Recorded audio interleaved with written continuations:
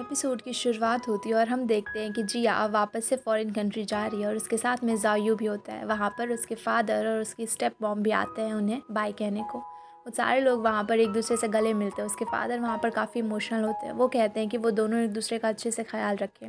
वहाँ पर जिया सबको बाय कर कर चली जाती है, पर जाने से पहले ज़ायू भी यहाँ पर अपने डैड को उनका ध्यान रखने को बोल कर जाता है, जिससे कि उनके डैड को बहुत ज़्यादा अच्छा लगता है। दूसरी तरफ हम कंपनी में देखते हैं कि सारे लोग अभी आने वाले शो के लिए बहुत ही अच्छे से प्रिपरेशन कर रहे होते हैं। उन्होंने जो नई वाली डिज़ाइन बनाई थी दोनों टीमों ने मिलकर, और जिसमें जुलिंग ने भी उनकी इतनी ज़्यादा हेल्प की थी, वो तो एक मास्टरपीस बनी थी। वो बहुत ही ज़्यादा अच्छी लग रही होती है और सारे लोग उसकी काफ़ी तारीफ़ कर रहे होते हैं। अब इसके बाद में काम ख़त्म होने के बाद में मिंग और फे एक साथ में घूमने के लिए जाते हैं, जहाँ कि वो लोग कुछ देर बातें भी करते हैं और साथ में बाइक भी चलाते हैं। अब अगले दिन शो होता है, जहाँ कि सारे लोग काफ़ी अच्छे से वहाँ पे शो के लिए प्रिपेयर करते हैं और एक एक करके मॉडल्स वहाँ पे वॉक करते आते हैं और अपनी ड्रेसेस दिखाते हैं और सारे लोगों को वहाँ पे ड्रेसेस काफ़ी ज़्यादा पसंद आती है। उन्होंने सोचा भी नहीं था, उससे ज़्यादा ही उन लोगों को प्रॉफिट होता है और इससे सारे लोग काफ़ी खुश थे।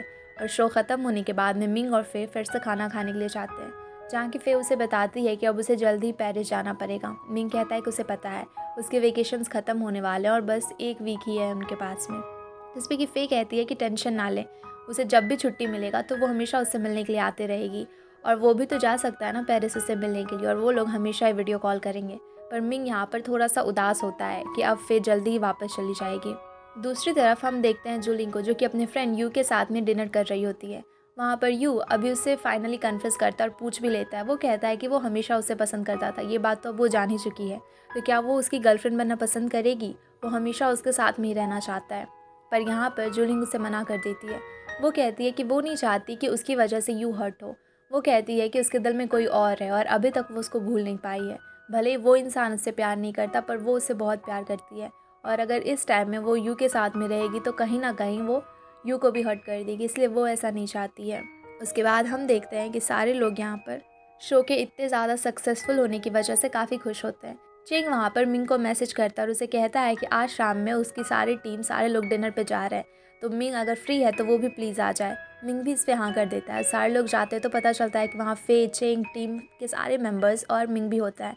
यहाँ पर इन सारे लोगों को तो पता ही था कि फे उसकी गर्लफ्रेंड है, इसलिए सारे लोग वहाँ पे उन दोनों को काफ़ी चीयर कर रहे होते हैं। और वहाँ पर मिंग और फे भी काफ़ी ज़्यादा लवी डवी हो रहे होते हैं, क्योंकि अभी कुछ समय के बाद वो वापस जाने वाली है। तो मिंग भी वहाँ पर थोड़ा इमोशनल भी होता है, पर वो उसके साथ में टाइम स्पेंड करके काफ़ी खुश होता है और वहाँ पे बाकी के टीम मेंबर्स भी उसके लिए चीयर कर रहे होते हैं। फिर हम जूलिंग को देखते हैं, जो कि अपने असिस्टेंट से बात कर रही होती है और वो उसे शो के इतने ज़्यादा सक्सेसफुल होने पे कॉन्ग्रेचुलेट कर रही होती है और बता रही होती है कि अभी कंपनी कितनी ज़्यादा सही हालत में चल रही है और इस तरह से अगर शो से उन्हें बेनिफिट होते रहेगा तो वो काफ़ी ज़्यादा जल्दी ही फिर से कंपनी को जगह पे ले आएंगे, जिसे सुन के जुलिंग काफ़ी खुश होती है। फिर जब वो काम से निकलती है तो देखती है यू उसका वहीं पे वेट कर रहा होता है। जुलिंग उसे कहती है कि वो बिल्कुल भूल ही गई कि आज उसे यू से मिलना था, और यू वहाँ पर काफ़ी देर तक उसका वेट कर रहा होता है। पर फिर भी यू कहता है कि कोई बात नहीं, जितने ज़्यादा लेट से मिलूँगा उतनी ज़्यादा मुझे खुशी मिलेगी तुम्हारे लिए वेट करके। पर इस बात पे जुलिंग हंसने लगती है और कुछ नहीं कहती। फिर वो लोग साथ में एक ब्रिज पे जाते हैं। वहाँ पर वो लोग बहुत सारी बातें करते हैं, जहाँ की यू से बताता है कि वो हमेशा इस भागदौड़ वाली ज़िंदगी से दूर रहना चाहता था। उसने अच्छे खासे पैसे भी कमा लिए हैं। अब वो कुछ समय के बाद में कहीं दूर जाकर किसी गांव में, इन सारी आबादी, इतने सारे पॉपुलेशन शहर से दूर जाकर किसी आराम भरी, सुकून भरी जगह पर रहेगा, जहाँ की बस वो हो, समुद्र हो और बहुत सारे प्यारे प्यारे पक्षी हों। वो ऐसी किसी जगह पर जाना चाहता है। जुलिंग उसे कहती है कि वो भी ऐसी जगह पे ही रहना चाहती है, इस पे कि वो उससे कहता है कि तो फिर चलो मेरे साथ। पर जुलिंग हंस के कहती है कि अभी फ़िलहाल तो नहीं। फिर जुलिंग कहती है कि ये देखो, यहाँ पर इतनी ज़्यादा चमक है इस शहर में कि हम तो तारे भी नहीं देख सकते। तभी वो कहता है कि तारे देख नहीं सकते तो कुछ खुद करते हैं ना। फिर वो उसके लिए वहाँ पे फायरवर्क्स करता है, जिसे देख करके जुलिंग काफ़ी खुश हो जाती है और वो लोग वहाँ पे एक बहुत ही अच्छा सा टाइम स्पेंड करते हैं। उसके बाद मिंग जब अपने घर पे आता है तो उसके डैड से उसकी बात होती है, जहाँ की मॉम भी होती है। वो सारे लोग साथ में ब्रेकफास्ट कर रहे होते हैं, जहाँ की उसके डैड उसे काफ़ी प्रेज़ कर रहे होते हैं कि उसने कंपनी को काफ़ी सही जगह पे ला दिया, और वो तो काफ़ी डर गए थे कि कहीं कंपनी बंद ना हो जाए। पर यहाँ पर वो मिंग की और भी ज़्यादा तारीफ़ करने लगते हैं और कहते हैं कि उन्हें उस पर हमेशा से यकीन था कि उनका बेटा सब कुछ ठीक कर देगा। पर यहाँ पर मिंग की मॉम फिर से उसकी और जुलिंग की शादी की बात करने लग जाती है, जैसे कि मिंग उठकर वहाँ से चला जाता है, और डैड भी उसकी मॉम को मना करते हैं कि वो हमेशा क्यों खाने के टाइम पर ही अपने बच्चे को इस तरीके से परेशान कर देती हैं। पर मॉम इस पे ज़्यादा ध्यान नहीं देती। दूसरी तरफ हम देखते हैं कि ज़ाओ यू के फादर ने इनकी कंपनी में इन्वेस्ट भी करा होता है और 3% शेयर भी खरीद लेते हैं।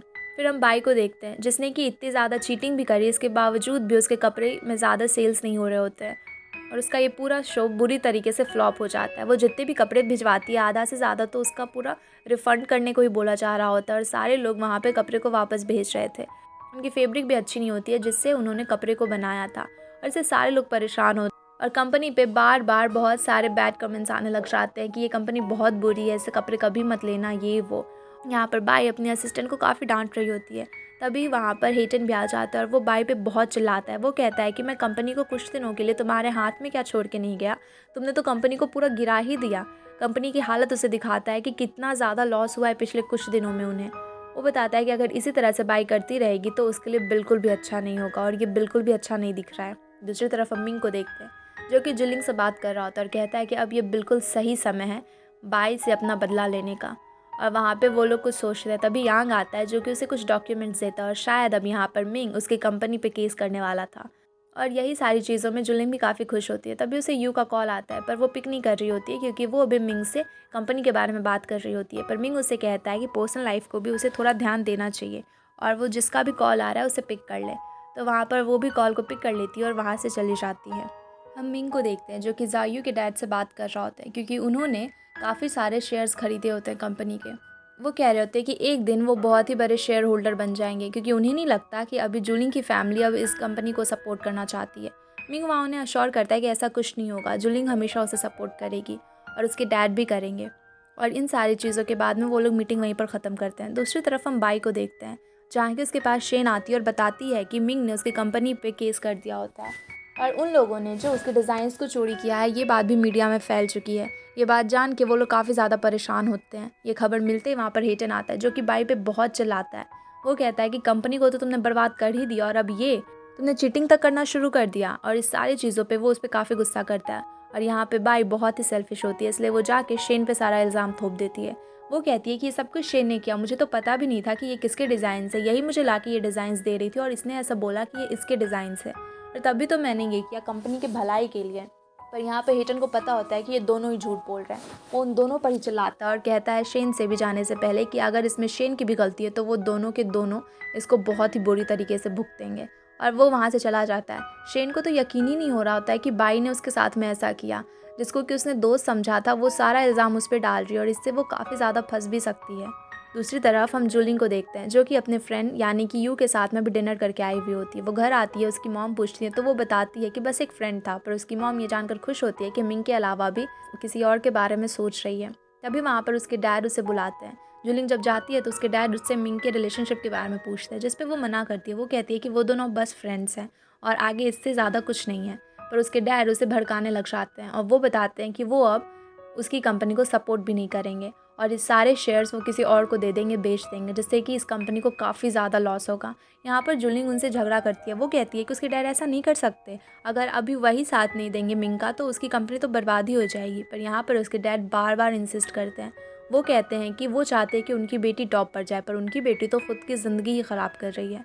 जुलिंग बाद में भी इन सारे बातों के बारे में सोच रही होती है जो भी उसके डैड ने बोला, पर फिर वो इस पर ज़्यादा नहीं सोचती और सोने के लिए चली जाती है। अब हम बाई को देखते हैं जहाँ की वो घर में बैठी होती है। तभी हेटन आता है जिसने कि काफ़ी ज़्यादा ड्रिंक करा हुआ था। बाई उसे संभालने के लिए जाती है पर हेटन वहाँ पर काफ़ी गुस्से में होता है। वो उस पर चिल्ला भी रहा होता है कि उसने क्या कर दिया। वहाँ पर बाई ज़्यादा कुछ जब बोलने के लिए जाती है तो हेटन उसे पुश कर देता है और बाई का सर दीवार से जाके टकरा जाता है जिससे कि उसे चोट भी लगी हुई होती है। पर फिर भी वो कुछ नहीं कहती। वहाँ पर हेटन देख लेता है कि उसे चोट लगी है पर फिर भी वो वहाँ से चला जाता है क्योंकि वो बहुत गुस्से में होता है। पर अगली सुबह जब वो आता है तो उसे इस चीज़ के लिए बुरा लगता है। वहाँ पर वो उसे सॉरी भी कहता है और कहता है कि अब मैं तुम्हारी गलती सुधारने के लिए जा रहा हूँ। और फिर हम देखते हैं कि वो मिंग की कंपनी में जाता है मिंग से मिलने के लिए। वहाँ पर हेटन मिंग को एक ऑफ़र देता है। वो कहता है कि वैसे भी उसकी कंपनी अभी उतनी ज़्यादा अच्छी नहीं चल रही, दूसरी तरफ हेटन की कंपनी को भी इतना बड़ा लॉस हुआ है, तो अगर मिंग उसकी कंपनी को एक्वायर करता है तो दोनों के लिए बहुत ही ज़्यादा बेनिफिशियल रहेगा क्योंकि हेटन की कंपनी मार्केटिंग और स्ट्रेटजी में काफ़ी ज़्यादा मजबूत है और नंबर 1 पे है। दूसरी तरफ मिंग की कंपनी डिज़ाइनिंग में काफ़ी ज़्यादा अच्छी है, तो अगर ये दोनों कंपनी साथ में काम करेंगे तो दोनों को ही प्रॉफिट होगा। यहाँ पर मिंग उसे पहले तो मना करता है पर हेटन वहाँ पर उसे समझाने की भी कोशिश करता है। वो उसे कहता है कि ये कंपनी उसके फादर ने शुरू किया था और वो नहीं चाहता कि उसकी गलती की वजह से या फिर बाई की किसी गलती की वजह से उसके फादर की बनाई हुई कंपनी इस तरह से बंद हो जाए। वो वहाँ पर एक तरह से मिंग से हेल्प भी मांगता है, ऑफ़र तो देता है, पर मिंग जब एक्सेप्ट नहीं करता तो वो वहाँ पर हेल्प मांगता है। वो उसे सॉरी कहता है और कहता है कि अभी से वो कभी गलती नहीं करेगा और उसे अपनी गलती समझ आ चुकी है। और इस बार तो उसकी गलती भी नहीं थी, उसे तो पता भी नहीं था कि ये सब कुछ क्या चल रहा है कंपनी में। यहाँ पर मिंग भी मान जाता है और ये दोनों कंपनी को एक्वायर करने के लिए मान जाते हैं। फिर शाम में मिंग फे के साथ में जा रहा होता है, जहाँ कि उसे बता रही होती है फे कि उसे रामी नाम का एक फैब्रिक चाहिए, क्योंकि वो काफ़ी ज़्यादा एक्सपेंसिव होता है और बहुत ही रेयर है और उसे जल्दी ढूंढ पाना भी मुश्किल का काम है। वो चाहती है कि इस बार वो उसी फैब्रिक से अपने ड्रेस को डिज़ाइन करे अपने असाइनमेंट के लिए और चाइनीज़ कल्चर को और भी ज़्यादा प्रमोट करे। यहाँ पर मिंग उसे कहता है कि उसे एक जगह पता है जहाँ कि वो लोग रामी को ढूंढ सकते हैं। फिर वो दोनों एक बहुत ही पुराने से रामी के वर्कशॉप पे जाते हैं, जो कि जंगलों के बीच में होता है और वहाँ पे ये लोग रामी नाम का फैब्रिक बनाया करते थे। वहाँ पर ये लोग फैब्रिक भी ले लेते हैं और काफ़ी खुश होते हैं, पर वो पहाड़ों के बीच में होता है, इसलिए ट्रैकिंग करते करते इन लोगों की हालत ख़राब होती है और मिंग तो उसे और भी ज़्यादा ऊपर लेके जाता है पहाड़ दिखाने को, पर तभी उसके पैर में मोच आ जाती है। इसलिए मिंग फे को अपने पीठ पर उठाकर उसके सामान के साथ में वो लोग एक साथ ट्रैकिंग करते हैं और वो उसे माउंटेन पे ऊपर लेकर जाता है। हम मिंग के फादर और जुलिंग के फादर को बात करते देखते हैं, जहाँ कि वो लोग काफ़ी सीरियस थे, क्योंकि जुलिंग के फादर ने ये साफ साफ क्लियर मिंग के फादर को बता दिया था कि वो लोग अब उनकी कंपनी को सपोर्ट नहीं करना चाहते। यहाँ पर मिंग के फादर उनसे कहते हैं कि वो लोग बचपन के फ्रेंड हैं और हमेशा उन्होंने साथ ही काम किया है। अब इस तरीके से अगर जुलिंग के फादर उनका साथ छोड़ देंगे तो कंपनी को बहुत ज़्यादा लॉस होगा। पर वहाँ पर उसके फादर साफ साफ कहते हैं कि वो हमेशा से यही चाहते थे कि जुलिंग और मिंग की शादी हो जाए, वो लोग साथ में रहे, इसलिए वो हमेशा कंपनी में भी इतना ज़्यादा इन्वेस्ट करते थे। पर अब ऐसा जब नहीं हो रहा तो वो इसके बारे में कुछ नहीं कहना चाहते। अगर उनका बेटा मान जाएगा तो फिर बात करने का हम लोग सोच सकते हैं। अभी हम देखते हैं कि मिंग के पेरेंट्स साथ में बैठ के बातें कर रहे होते हैं, जहाँ की उसकी मॉम यही कह रही होती है कि वो मिंग को कैसे मनाए और उसके डैड कह रहे होते हैं कि ये करना सही नहीं रहेगा। तभी वहाँ पे जू आ जाती है, जिसके हाथ में कि एक बहुत ही प्यार सा प्लांट होता है। तो वहाँ पर मिंग की मॉम उससे पूछती है कि तुम ये प्लांट कहाँ से लेकर आई हो। तो वो बताती है कि उसके एक फ्रेंड ने दिया। तो वो उससे पूछती है कि किस फ्रेंड, लड़का है या फिर लड़की।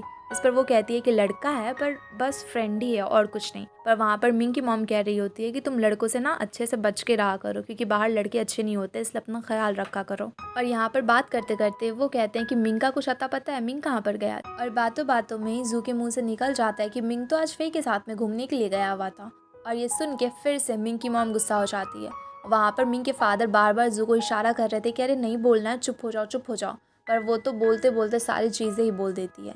और यहाँ पर उसकी मॉम फिर से गुस्सा करने लगती है कि वो फिर से गया, कंपनी की हालत ख़राब है और वो दूसरी तरफ अपनी गर्लफ्रेंड के साथ इतना ज़्यादा घूम रहा है फिर रहा है। वो इस पर काफ़ी गुस्सा होती है। दूसरी तरफ हम फे के घर का सीन देखते हैं, जहाँ कि फे को लेकर मिंग आता है और उसके पैर में मोच थे, इस वजह से उसकी मॉम काफ़ी ज़्यादा डर जाती है। वो दौड़ के आती है तो देखती है कि उसके पैर में मोच लगी है। वहाँ पर मिंग उन्हें अश्योर करता है कि ज़्यादा कुछ नहीं हुआ और उसने सब कुछ ठीक कर दिया है, ये बस कुछ समय में ठीक हो जाएगा, दवा भी लगा दिया, उसने डॉक्टर से भी दिखवा दिया है।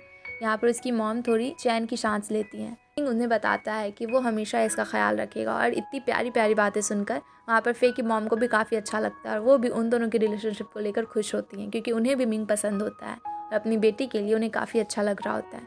उसके बाद मिंग जब घर आता है तो उसकी मॉम यहाँ पर फिर से उसे फे के बारे में पूछने लग जाती हैं। वो कहती हैं कि उन्हें पता चल चुका है वो क्या कर रहा था। थोड़ी देर के बाद में वो लोग जुलिंग की बातें करने लग जाते हैं और यहाँ पर मिंग के डैड उसे बताते हैं कि अगर उनकी कंपनी उन्हें सपोर्ट नहीं करेगी तो अच्छा नहीं रहेगा, इसलिए अगर उन दोनों की शादी हो जाए। हालांकि वो कहना नहीं चाहते थे, पर वहाँ पर मिंग की मॉम ने उन्हें फोर्स किया हुआ होता है और वो भी कंपनी की हालत देख के थोड़े डरे हुए होते हैं, इसलिए वो बोल देते हैं, पर उन्हें खुद भी ऐसा बोलने का मन नहीं हो रहा होता है। इस बात को सुनकर मिंग वहाँ से गुस्से में चला जाता है और उसके डैड को भी बुरा लगता है। अब रात को जब उसके पेरेंट्स सो रहे होते हैं तो वहाँ पर भी मिंग की मॉम बार बार कह रही होती है कि पता नहीं उनका बेटा समझता क्यों नहीं है। यहाँ पर उनके डैड परेशान हो जाते हैं, पर उनकी मॉम तो बार बार बोले जा रही होती है कि मिंग गलती कर रहा है, गलती कर रहा है, गलती कर रहा है, और उसके डैड किसी तरह से पिल्लों से खुद को ढक के सो जाते हैं। अब हम देखते हैं कि अगले दिन फे फान के साथ में हॉस्पिटल जाती है एक बार अच्छे से एग्जामिन अपने लेग को करवा लेने के लिए। उसके बाद वो लोग वहाँ से वापस आने के लिए निकल जाते हैं। दूसरी तरफ हम देखते हैं कि मिंग की मॉम अभी वहाँ पर फे का घर ढूंढ रही होती है। वो तभी वहाँ पर होती है, तभी फे की मॉम आती है और ये दोनों एक दूसरे को देख के काफ़ी ज़्यादा खुश हो जाते हैं, क्योंकि ये लोग काफ़ी पुराने फ्रेंड्स थे। और वहाँ पर फे की मॉम मॉडलिंग क्या करती थी उनकी कंपनी के लिए, इसलिए ये लोग बहुत पहले से एक दूसरे को जानते थे। इतने दिनों के बाद एक दूसरे को देखकर ये लोग गले लगाते और काफ़ी बातें करते हैं। ये लोग घर में भी आते हैं और एक दूसरे के बारे में बता रहे होते हैं, जहाँ की मिंग की मॉम बता रही होती है कि उनका एक बेटा है, वो काफ़ी हैंडसम है, अच्छा है, पर एक लड़की उसके पीछे पड़ चुकी है, चुड़ैल है, वो बहुत ही बुरी है और वो किसी तरह से अपने बेटे को बचाना चाहती है। यहाँ पर फे की मॉम को तो पता नहीं होता है कि वो किसके बारे में बोल रही है, इसलिए वो भी कहती है कि बिल्कुल सही, उन्हें अपने बच्चे को बचाना चाहिए। पर ऐसी बातें करते करते जब वहाँ पर मिंग की मॉम खड़ी होती है और जाकर उनकी फैमिली फ़ोटो पर उनकी नज़र पड़ती है तो वो पहचान जाती है कि ये तो फ़े है, और यहाँ पर बोलती है कि जिस चुड़ैल की मैं बात कर रही थी वो कोई और नहीं बल्कि तुम्हारी बेटी है। और ये सुनकर वहाँ पर फ़े की मॉम को भी गुस्सा आ जाता है और उन दोनों के बीच में अभी जितना प्यार था उतना ही झगड़ा होने लग जाता है। वो दोनों एक दूसरे को कुछ कुछ बोले जा रही होती है। इतने में ही वहाँ पर फ़े और फ़ान दोनों ही पहुँच जाते हैं और वहाँ पर किसी तरह से उन दोनों को रोकते हैं। पर वहाँ पर मिंग की मॉम साफ साफ कह देती है कि मैं तुम्हारी बेटी से कभी अपने बच्चे की शादी नहीं कराऊंगी, और वो बोल के चली जाती है। फ़े की मॉम भी काफ़ी गुस्से में होती है पर फ़े और फ़ान किसी तरह से उन्हें संभालते हैं। इसके बाद हम देखते हैं कि जुलिंग अपने रूम में होती है, तभी उसके डैड वहाँ पर आते हैं और वो बताते हैं कि उन्होंने मिंग से उसकी शादी करवाने की पूरी अरेंजमेंट कर रखी है और अब उन दोनों की शादी होने से कोई भी नहीं रोक सकता। यहाँ पर जुलिंग को भी बुरा लगता है, उसे अजीब लगता है कि उसके डैड किस तरह से मिंग और उनकी फैमिली को फोर्स कर रहे हैं, इसलिए वो साफ साफ मना करती है कि मुझे मिंग से शादी ही नहीं करनी है। हाँ, पहले मैं करना चाहती थी, पहले वो मुझे पसंद था, पर अब मेरे दिल में उसके लिए कोई प्यार नहीं है। और फिर वो अपने डैड से कहती है कि आप ही सोचो, आप इस तरह से ज़बरदस्ती हमारी शादी तो करवा दोगे, पर इससे क्या मैं कभी भी खुश रह पाऊंगी? मिंग मुझे कभी भी अपनी पत्नी नहीं मानेगा और मैं खुद भी उसे इस तरीके से फोर्स नहीं करना चाहती। वहाँ पर जुलिंग ये भी कहती है कि वो अपने लाइफ के डिसीजंस खुद लेना चाहती है, इसलिए उसके डैड को उसे समझने की ज़रूरत है। और इन सारी चीज़ों को सुनकर उनके डैड भी समझ गए होते हैं कि अब ये सारी चीज़ें करने का कोई फ़ायदा नहीं है। जुलिंग खुद भी ये नहीं चाहती। दूसरी तरफ हम फ़े को देखते हैं, जहाँ की वो आज मिंग की मॉम से मिलने के लिए जाती है। मिंग की मॉम उससे कहती है कि मुझे पता है मेरा बेटा बहुत ही ज़्यादा रिच है, इसलिए तुम उसके पीछे पागल हो। वो कहती है कि मैं तुम्हें बहुत सारे अमीर लड़कों से मिलवा दूंगी, हमारे काफ़ी सारे कनेक्शन है, बहुत लोगों को मैं जानती हूँ। और बार बार वो फ़े को ऐसा दिखा रही होती है कि बस पैसों की वजह से फ़े मिंग के पीछे पड़ी हुई है। पर यहाँ पर फ़े उनसे कह देती है कि वो मिंग को पसंद करती है, उसके पैसे को नहीं। और जहाँ तक पैसे की बात रही तो फ़े खुद बहुत सारे पैसे कमा सकती है। वो बताती है कि उसके डिज़ाइंस कितने ज़्यादा पॉपुलर हैं और अभी वो कितनी बड़ी यूनिवर्सिटी में पढ़ रही है और फ्यूचर आने में वो खुद के लिए स्टैंड ले सकती है। वो काफ़ी ज़्यादा कमाएगी, उसे उनके बेटे की ज़रूरत नहीं है फाइनेंशियल अपनी सारी चीज़ों को पूरा करने के लिए, और कभी भी उनके बेटे के पैसे की उसको ज़रूरत ही नहीं पड़ेगी। यहाँ पर फ़े उनसे कहती है कि वो बस मिंग को पसंद करती है, मिंग से प्यार करती है, इसलिए उनके साथ में रहना चाहती है। और मिंग की मॉम चाहे कितनी भी कोशिश करे वो कभी भी उसे नहीं छोड़ेगी। और इन सारी चीज़ों को सुनकर मिंग की मॉम को तो काफ़ी गुस्सा आ रहा होता है। उसके बाद फिर मिंग की मॉम जब घर आती है तो वहीं पे मिंग के डैड और मिंग बैठे हुए होते हैं। वो आके कहती है कि वो अगर जुलिंग से शादी कर लेता तो सब कुछ ठीक हो जाता। मिंग उससे पूछता है कि अब क्या हो गया, तो वो बताती है कि आज वो फ़े से मिलने के लिए गई हुई थी और उस लड़की ने सीधे सीधे बोला कि उसके लिए करियर इंपॉर्टेंट है। वो ऐसा कैसे कह सकती है, पति पहले होना चाहिए, करियर बाद में। पर वो तो एकदम डायरेक्टली ऐसा बोल रही थी कि वो खुद ही बहुत कमा लेगी और उन्हें पैसों से बिल्कुल भी फ़र्क नहीं पड़ता। ये सारी चीज़ें सुनकर मिंग वहाँ पे हंस रहा होता है। वो कहता है कि मम आप उसे गलत समझ रही हो, वो किसी और तरीके से कहने की कोशिश कर रही है। पर वहाँ पर उसकी मॉम तो बिल्कुल मानने को तैयार नहीं होती और कहती है कि चाहे कुछ भी हो जाए मैं उससे तुम्हारी शादी कभी भी होने ही नहीं दूंगी। दूसरी तरफ हम मिंग को देखते हैं, वो फिर से अभी फ़े के घर पे जाता है। वो उसकी मॉम से मिलता है, वो उनसे सॉरी भी कहता है। वो कहता है कि उसे पता चला कि उसकी मॉम यहाँ पर आई थी और काफ़ी ज़्यादा हंगामा हो गया। यहाँ पर मिंग उन्हें सारी चीज़ें बताता है, पर फिर भी वहाँ पर फ़े की मॉम इवन तो वो बहुत गुस्से में होती है, पर फिर भी मिंग जब उन्हें अच्छे से सारी चीज़ें समझाता है और कहता है कि वो चाहे कुछ भी हो जाए वो कभी भी फ़े का साथ नहीं छोड़ेगा, तो इससे उसकी मॉम को काफ़ी अच्छा लगता है और वो भी फिर उन दोनों को परमिशन दे देती है। वो कहती है कि वो तो हमेशा से ही उन दोनों को पसंद करती थी साथ में, वो लोग काफ़ी अच्छे दिखते हैं, काफ़ी अच्छे से काम करते हैं और अंडरस्टैंडिंग भी काफ़ी अच्छी है। पर वो नहीं चाहते कि मिंग की मॉम बाद में कभी फ़े को परेशान करे, इसलिए वो थोड़ी डर गई हैं। पर मिंग उनसे कहता है कि वो बिल्कुल भी चिंता ना करे, ऐसा कुछ भी नहीं होगा और फ़े उसके साथ में काफ़ी खुश रहेगी। दूसरी तरफ हम जूलिंग को देखते हैं, जब वो जा रही होती है तो उससे मिलने के लिए उसका फ्रेंड यू आता है।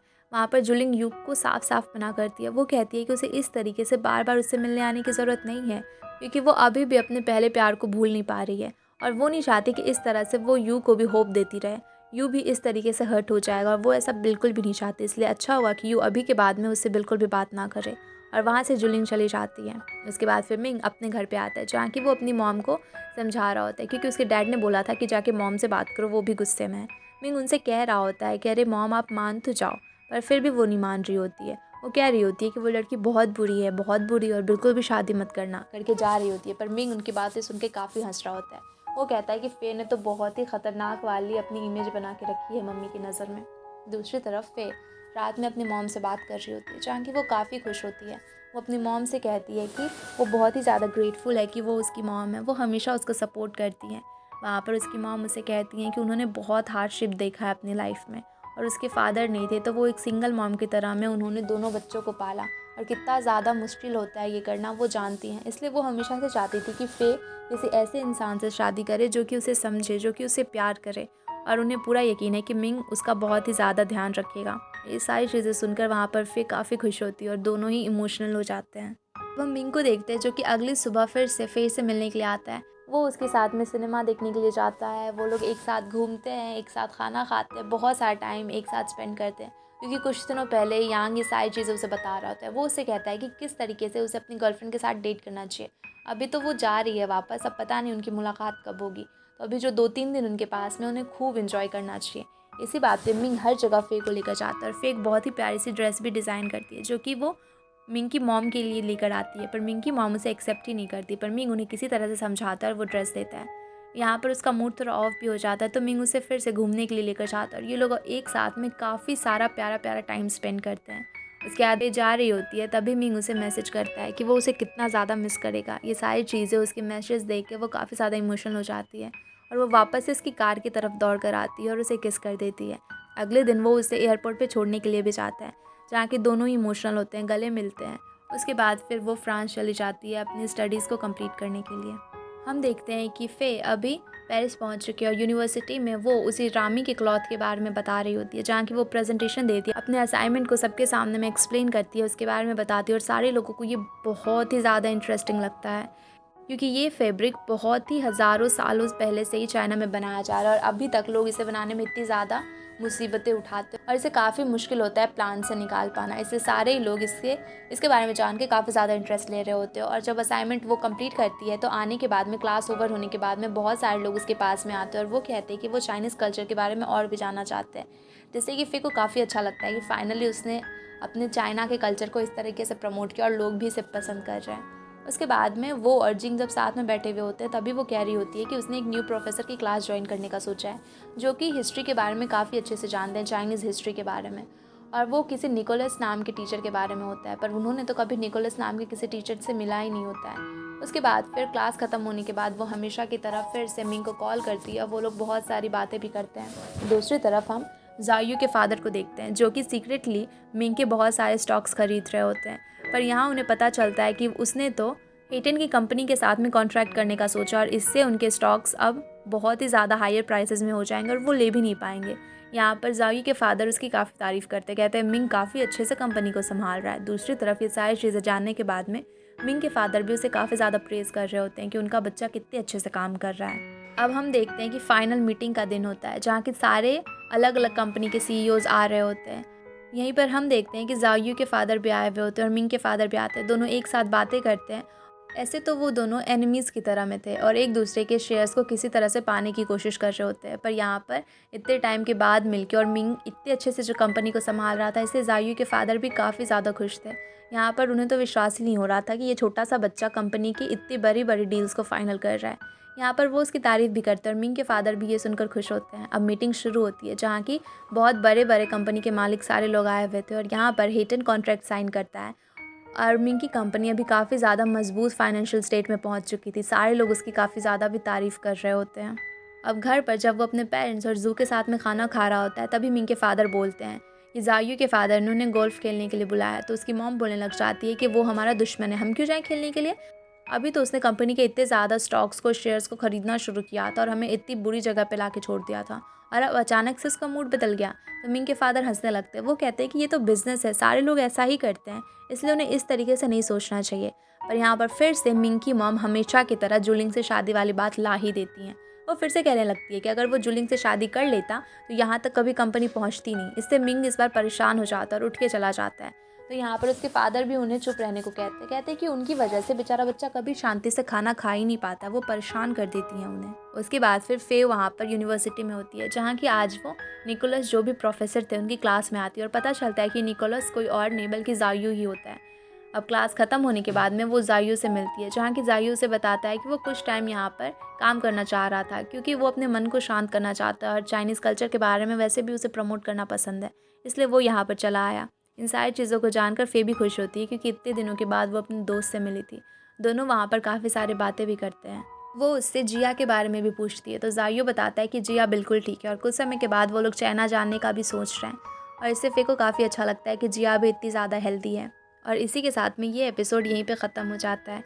थैंक्स एवरीवन फॉर वॉचिंग, और वीडियो अच्छी लगी हो तो वीडियो को लाइक करके चैनल को सब्सक्राइब ज़रूर कर देना।